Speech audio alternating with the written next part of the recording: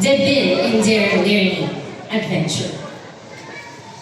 To the school head of Comillas National High School, Dr. Arnold P. Gamboa, Principal 2, the school heads of every department, teaching and non-teaching force of this institution, the proud parents, guardians, graduates, guests, and visitors, ladies and gentlemen, and everyone in between, Maya Abengi Po Kekoan.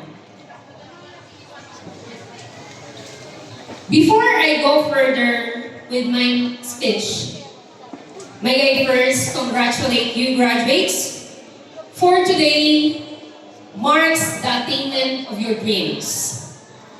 Today is the proof that you have surmounted the challenges of a senior high school education. You have acquired the knowledge and skills necessary for you in stepping the next ladder of learning.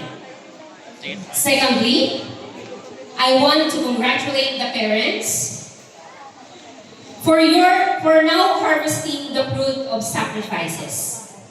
You have done a big part in molding these children from birth until this very moment.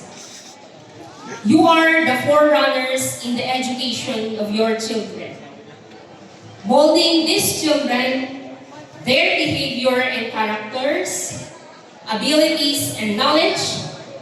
Graduates, let's have a big round of applause to our parents.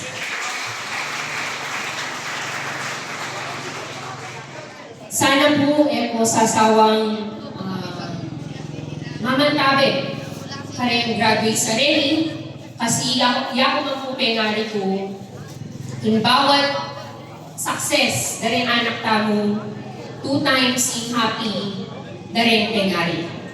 Di po ba? The next person whom I would like to congratulate are of course the teachers.